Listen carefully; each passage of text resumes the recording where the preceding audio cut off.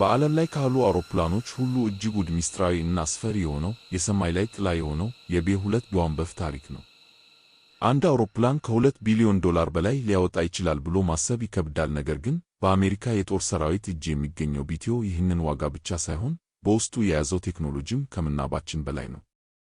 ይህ አውሮፕላን ሲሰራ የታሰበው አንድ ግብ ብቻ ነበረው፤ እሱም በጠላት ራዳር ሳይታይ እጅግ ርቀው የሚገኙ ስልታዊ ቦታዎችን መምታት ነው። ይህ አውሮፕላን የተፈጠረው በታዋቂው የኖርትሮፕ ግራምያን ኩባንያ ሲሆን አብዛኛው የምርት ሂደቱ የተከናወነው በካሊፎርኒያ በሚገኝ ሚስጥራዊ ፋብሪካ ውስጥ ነው።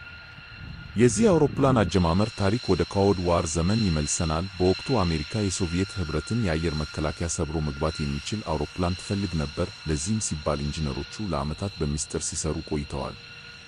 አውሮፕላኑ ለመጀመሪያ ጊዜ ለዓለም ይፋ ሲደረግ ብዙዎች የሳይንስ ልብ ወለድ ፊልም መስሏቸው ነበር። ቅርጹ ከማንኛውም ተዋጊ አውሮፕላን የተለየ ነው። ጭራ የለውም፣ ክንፎቹ ደግሞ እንደ አንድ ሙሉ አካል ተቀናጅተው የተሰሩ ናቸው።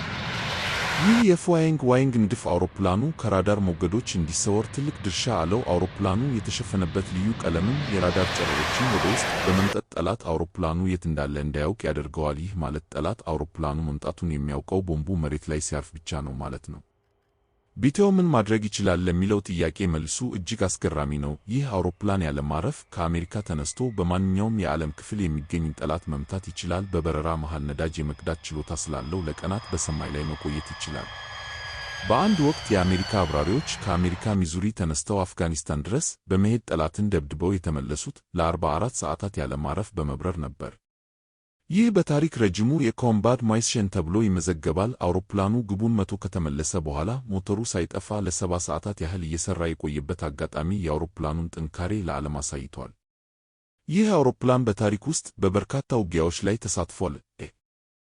በ1999 በኮሶቮ ጦርነት ወቅት ለመጀመሪያ ጊዜ ለውጊያ በቃ። በወቅቱ ሰርቢያ በዓለም ላይ ካሉ ጠንካራ የራዳር መከላከያዎች አንዱ የነበራት ቢሆንም በ2 ቦምበር የሰርቢያን መከላከያ ሰራዊት አውሮፕላኑ መምጣቱን እንኳን ሳያውቅ እጅግ ዘመናዊ የሆኑ ቦምቦችን በማዝነብ መከላከያቸውን ሙሉ በሙሉ አወደሙ።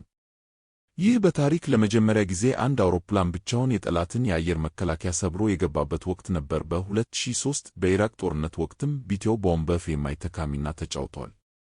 በወቅቱ የኢራቅ መከላከያ በራዳር የታገዘ ጠንካራ ጥበቃ ቢኖረውም ቢቲዮ እንደ ጥላ እየተሰወረ የሳዳም ሁሴንን የጦር ሰፈርና የግንኙነት መስመሮች አውድሟል። አብዛኛው የኢራቅ ጦር አውሮፕላኑን ማየት ቀርቶ ድምፁን እንኳን ሳይሰማ ነበር ጥቃት የደረሰበት። ስለ ቢቲዮ ቦምበር አንዳንድ አስገራሚ እውነታዎችን ስንመለከት አሜሪካ በአጠቃላይ ያመረተችው 21 አውሮፕላኖችን ብቻ ነው። እያንዳንዱ አውሮፕላን የራሱ የሆነ ስም አለው። ለምሳሌ ስፒሪት ኦፍ አሜሪካና ስፒሪት ኦፍ ሚሶሪ የመሳሰሉ። አውሮፕላኑ በጣም ውድ ከመሆኑ የተነሳ የሚቀመጥበት ቦታ ሳይቀር ልዩ የአየር ሁኔታ መቆጣጠሪያ ያስፈልገዋል። የአውሮፕላኑ ውጫዊ አካል በጣም ስስ በመሆኑ በፀሐይና በዝናብ እንዳይበላሽ ልዩ እንክብካቤ ይደረግለታል። የአውሮፕላኑን የስቲዮርድ ኮዲንግ ቀለም ለመጠበቅ ብቻ በሚሊዮን የሚቆጠር ዶላር በየዓመቱ ይወጣል። ውስጡን ስንመለከት ደግሞ 2 አብራሪዎች ብቻ ናቸው የሚይዘው። እነዚህ አብራሪዎች ለረጅም ሰዓታት በሚበሩበት ወቅት የሚተኙበት ትንሽ አልጋ እና ምግብ የሚያሞቁበት ማይክሮዌቭ በውስጡ ይገኛል። ይህም አውሮፕላኑን እንደ ትንሽ የሚበር ቤት ያደርገዋል። ምንም እንኳን ቢቲዮ አሮጌ ቢመስልም አሁንም ድረስ በዓለም ላይ ካሉ አውሮፕላኖች ሁሉ እጅግ ዘመናዊ እና ተወዳዳሪ የማይገኝለት የጦር መሳሪያ ነው። ይህ አውሮፕላን ባለፉት 25 ዓመታት ውስጥ በተሳተፈባቸው ጦርነቶች ሁሉ አንድም አውሮፕላን በጠላት አልተመታበትም ወይም አልወደቀበትም። ለዚህም ነው ጆሃንስ ኦፍ ዲ ስካይ ወይም ዲ ሄንጌሴቮኮዌቭ በሚል ቅጽል ስም የሚታወቀው። ከቅርብ ጊዜ ወዲህ ደግሞ ቢቲዮ ቦምበር ይበልጥ አስፈሪ በሆኑ ተልእኮዎች ላይ እየተሳተፈ ይገኛል። በ2024 እና 2025 በየመን የሚገኙ የሁቲ አማጽያን መሬት ውስጥ ጥልቅ ጉድጓድ ሰርተው የደበቋቸውን የጦር መሳሪያ ማከማቻዎች ለመምታት ጥቅም ላይ ውሏል። አሜሪካ በቅርቡ በኢራን ላይ በወሰደችው የጥቃት እርምጃም ቢቲዮ ቦምበር ዋናው ተዋናይ ነበር። በተለይም በ2026 መጀመሪያ ላይ በኢራን የሚገኙ የሚሳኤል ማከማቻዎችን ለመምታት የተሰማራው ይህ አውሮፕላን የኢራንን እጅግ ዘመናዊ መከላከያዎች ጥሶ በመግባት ጥቃት መፈጸሙ ተዘግቧል።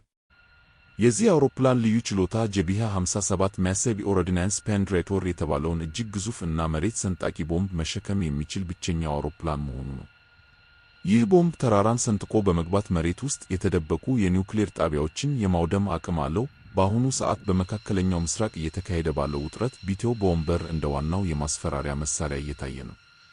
የቢቴው ስፒሪት ፓይሎት መሆን ማለት በዓለም ላይ ካሉ ጥቂትና ምርጥ የአየር ኃይል አባላት ተርታ መሰለፍ ማለት ነው። እንዲያውም እስካሁን ድረስ ይህንን አውሮፕላን በታሪክ ለማብረር የቻሉት ሰዎች ቁጥር ከ700 አይበልጥም።